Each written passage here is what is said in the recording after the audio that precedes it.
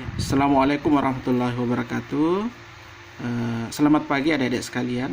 Mohon maaf ini perkuliahannya agak telat. Di sini, jadi pada kesempatan ini kita akan membahas bagaimana cara menyusun anggaran perusahaan dagang atau menyusun master budgeting, anggaran induk untuk perusahaan dagang.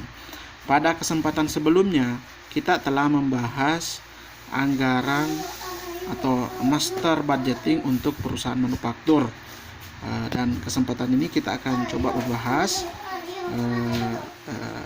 untuk perusahaan dagang.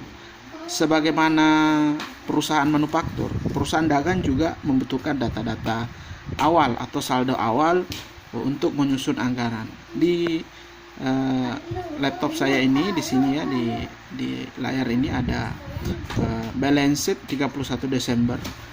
Data-data inilah yang kemudian menjadi saldo awal. Cashnya 1.100.000, akun receivable-nya 1.600.000. Nah, adik-adik sekalian, di sini di neraca ini di bawahnya ada catatan. Nah, catatan ini nanti menjadi patokan kita dalam menyusun anggaran. Misalnya di sini piutang dagangnya kan, misalnya di sini angkanya 1.600.000. Kalau ada yang bertanya 1.600.000 itu diambil dari mana? Diambil dari penjualan bulan Desember yang totalnya 4 juta rupiah dikalikan dengan 40%, maka hasilnya sama dengan 1.600.000. Nah, adapun merchandise inventory 4.800.000 itu nilainya itu diambil, ada catatannya di sini, diambil dari perhitungan ini. 2 juta itu adalah safety stock. Safety stock itu berarti stok pengaman yang diinginkan oleh perusahaan senilai dengan 2 juta rupiah.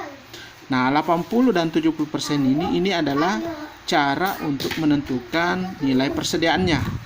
Misalnya dia diambil dari penjualan bulan Januari yang kebetulan 5 juta rupiah, itu nanti dikalikan 80% dikalikan 70%, baru hasilnya ditambahkan dengan safety stocknya 2 juta rupiah, maka totalnya nanti menjadi 4.800.000. Jadi langkahnya 80% dikali 70% dikali dengan penjualan bulan Januari sebesar 5 juta rupiah, ditambahkan dengan safety stocknya 2 juta rupiah, maka nilai merchandise inventories-nya sama dengan 4.800.000.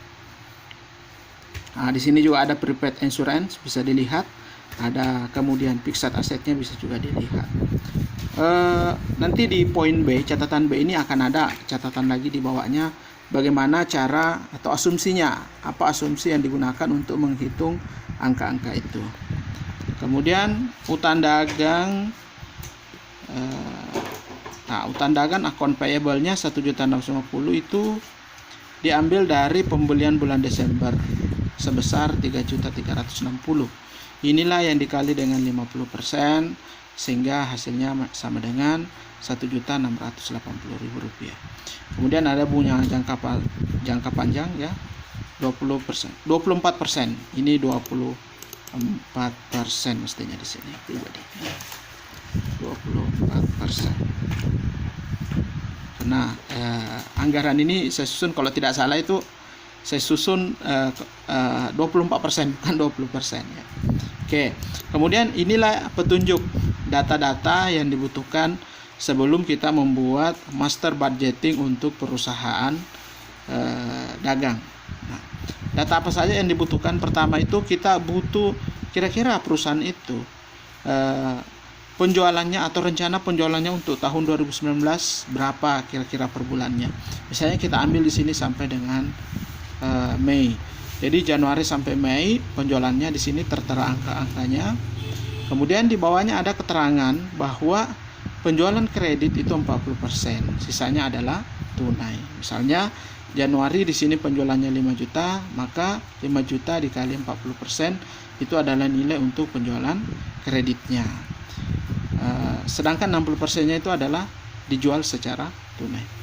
Kemudian keterangan kedua, data yang dibutuhkan. Nah, ini yang tadi untuk merchandise inventory, persediaan barang dagang, bahwa pada setiap akhir bulan manajemen menghendaki safety stock barang dagang itu sebesar 2 juta. Berarti 2 juta itu nilainya minimal 2 juta rupiah persediaan barangnya. Ditambah 80% dari harga pokok barang yang akan dijual. Jadi ditambah 80% dari harga pokok barang yang dijual pada bulan berikutnya. Kemudian ada rasio harga pokok atau margin harga pokok terhadap penjualan itu sebesar 70%. Jadi ini cara teknisnya seperti tadi, 80% dikali 70% dikali dengan penjualan bulan berikutnya. Nah, ditambahkan 2 juta rupiah. Kemudian poin yang ketiga, pembelian barang dagang syaratnya 50% tunai, berarti asumsinya sisanya itu adalah kredit. Gaji dan komisi dibayar setelah pekerjaan dilaksanakan dan pada akhir bulan. Gaji nilainya Rp250.000 per bulan, komisi 15% dari penjualan. Habis itu di bulan Januari perusahaan membeli gedung kantor secara tunai 300.000. Kemudian ada biaya lain-lainnya 5%. Kemudian ada penjualan dan sewa gudang sebesar 200 rupiah. Masing-masing dibayar pada waktunya, atau maksudnya itu per bulan ya. Kemudian diperhitungkan beban amortisasi asuransi Rp20 per bulannya. Kemudian penyusutan harta tetap Rp50 per bulan. Kemudian berikutnya di sini ada safety cash minimum, kas pengaman atau kas minimum ditetapkan oleh manajemen perusahaan sebesar Rp1 juta setiap akhir bulan. Di sini ada asumsinya pinjaman untuk menutup kekurangan kas.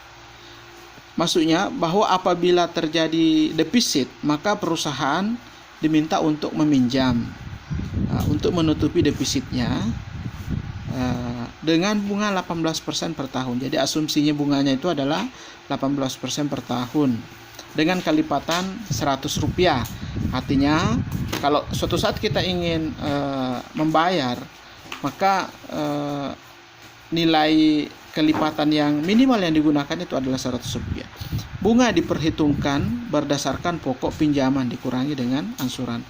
Setiap tersedia kas yang memungkinkan untuk mengangsur pinjaman dilakukan angsuran pinjaman. Jadi kalau perusahaan itu misalnya setelah dia minjam ada kasnya tersedia, maka kas itu dipakai untuk membayar angsuran dan bunga pinjaman. Asumsi pinjaman dilakukan awal bulan dan angsurannya pada akhir bulan. Oke, kemudian yang ketujuh. Ini diperhatikan catatannya yang ketujuh. Top eksekutif ingin melihat anggaran induk mulai dari anggaran penjualan sampai dengan anggaran neraca Januari sampai dengan April. Angsuran utang jangka panjang per bulan sebesar 100, bunga dibayar tunai pada setiap akhir bulan.